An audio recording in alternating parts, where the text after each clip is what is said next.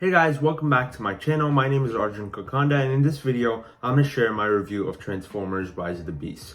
Now, I know this movie came out 2 months ago, and I know I'm extremely late to reviewing this movie, but this movie came out right in between Across the Spider-Verse and The Flash, which were two of my most anticipated movies of the year, and this was also in my top 10 most anticipated movies of the year, but I wasn't nearly as excited for this one as I was for The Flash or Across the Spider-Verse, so because it came out right between those, I didn't get a chance to watch this one, but since it hit Paramount Plus, I got to watch it. So in this video, I'm going to share my review of Rise of the Beast. Before I share my thoughts on this movie, guys, if you have seen it, let me know down in the comments, what did you think about Rise of the Beast? And what are your thoughts on the Transformers franchise in general? I'd love to know what you think. With that said, I'm going to get started with my review. And the Transformers franchise to me is a really fun franchise. Like, they're movies that, even though sometimes they can be really bad, they're still entertaining to me just because of the fun Transformers action sequences and stuff.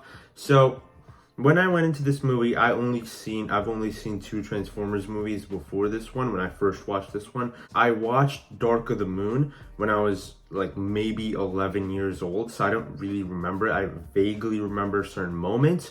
And I also watched Bumblebee, I think maybe the year it came out, maybe the year after, I don't really remember. Bumblebee, I remember the general gist of the plot, but really I wasn't very invested when I watched the movie back then. But after watching Rise of the Beast, like I said, I did watch from the first Transformers movie to Age of Extinction. I've seen those so far, and I think they're fun enough. They're not great movies. I really love Dark of the Moon personally. I think on an action level it works really well, and on a character level it has fun enough characters that even the story isn't necessarily the best. I think the first Transformers movie is still a better story, but Dark of the Moon is just, the action is really great and the pacing is much better than the first Transformers movie. So that's my personal favorite of them so far. So when I went to Rise of the Beast, I didn't have huge expectations because I wasn't the biggest Transformers fan, but I did want to see a really fun, entertaining action movie. And I think for the most part, I had enough fun with it. It's not great by any means. When I actually shared my initial reaction to this movie, I really ended up enjoying it. So I said I really enjoyed this movie, and I put that up on Instagram. And one of my friends that probably watches way more movies than I do because he works at a movie theater, he told me, he just replied with the throwing up emoji. Now, when it comes down to my thoughts, I think that what works about this movie is the Transformers stuff. I think the action is really fun. The central story, it's not anything great.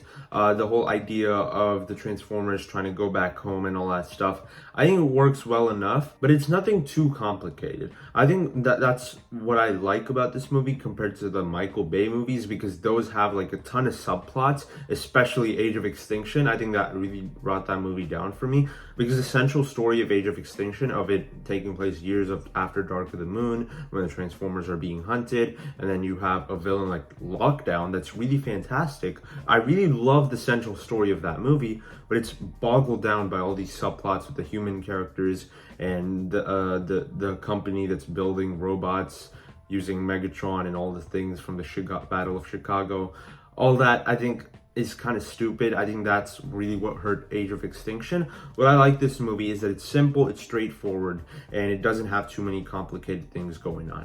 You have the Transformers that are trying to find this MacGuffin that will send them back home, but if Scourge gets hands on it, the villain of the movie, he could end up destroying the entire planet. And I think that's something that works about this movie a little better than the other movies, because it's straightforward, it's simple, it has something that our heroes are trying to stop the villains from doing, and I think that works really well in this movie compared to the Michael Bay movies. I think the Transformers stuff works pretty well. The action sequences are a ton of fun, especially as you go into the final battle. I think the final battle of this movie takes place at a volcano. It's empty, and there's not much buildings collapsing and all that stuff like the Michael Bay movies have, where you have people flying around, especially in Age of Extinction. We have people flying around, crashing into buildings, and the Transformers are fighting each other in air, and I think that's a ton of fun. And even Dark of the Moon has action sequences in the Battle of Chicago where buildings are falling down, the characters are trying to save the humans and all that stuff.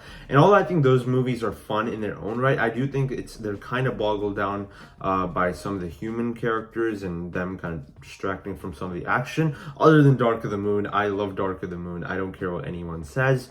But in this movie, it's straightforward. You're just having the Terracons fight the Autobots.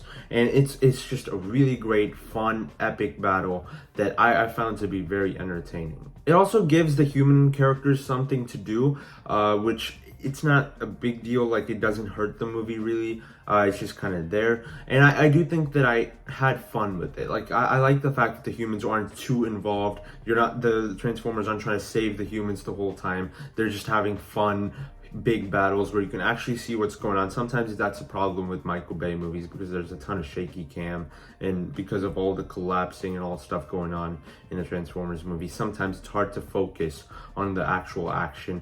But in this movie, I don't think that was a problem because the action scenes are pretty straightforward and you actually get to see everything that's going on because there's wide shots and like sequences that are just crafted pretty well. The human characters in this movie to me were a little bit annoying because I don't think they have much to offer as characters. Noah Diaz, played by Anthony Ramos, is our main character. I think Anthony Ramos does a good enough job with what he's given, but the writing and story for his characters isn't really there. The only thing that makes him somewhat relatable and compelling is that he has a brother that's sick and he's trying to save him, so that's why he goes on this mission with the Transformers. That's a little bit compelling, but the other character, Elena, she's just a character that's just kind of there because she knows a bunch of stuff about artifacts and all that stuff, so she could just help the Transformers. She's just kind of there as a plot device, really.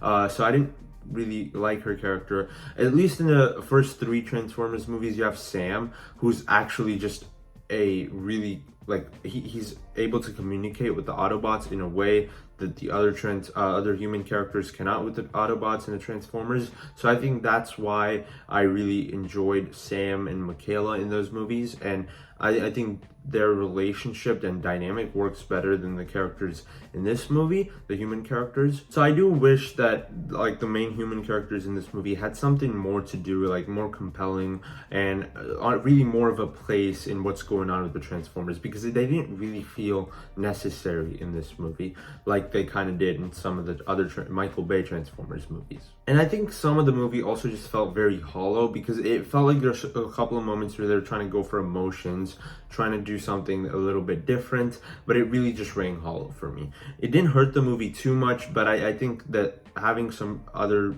stuff having incorporated, making it a little more complex, because I do think, like I said, I do think the movie being simple works pretty well compared to some of the Transformers movies that Michael Bay did. Again, I love Dark of the Moon. I cannot stress that enough. But I think having a little bit more of a complexity to some of the characters, I think could have helped with this movie. But it's fine. I think it's not a big deal. It's still enjoyable to me. I do think I liked the movie a little more right after I watched it than I do now, because looking back on it, there's still issues that I have. I do think some of the action sequences could have been a little more fun. I don't really know. I'm kind of stuck in the middle with this one, where I'm not the biggest fan of the characters, but the action scenes and all that stuff work really well, but I do kind of miss some of the Michael Bay-isms there. So I don't know. I'm kind of in the middle here. I really enjoyed the movie. I do think it's a ton of fun, but I think it's lacking some things on the character department and even some things on the action department, especially when you compare it to the big epic scale of the Michael Bay movies. So for my score for this movie, I'll go with the 75%. I probably would have given it something like in the low 80s if I didn't watch the other Transformers movies right after watching this one, just because those movies have like big action set pieces that I wish this movie kind of took inspiration from, at least like some of them, not all of them. I do think the final battle in this movie is really good, and even the human characters to me did kind of hold this movie back a little bit. I personally had a fun time with this one, and if you've not seen Rise of the Beast yet, I do recommend it, but I'm assuming you've seen it by now because it's been 2 months. So yeah guys, those are my thoughts on Rise of the Beast. Let me know down in the comments if you've seen it, what did you think about it. If you enjoyed my review, be sure to hit the like button and subscribe to my channel for more videos like this. I'll see you in the next one. Bye.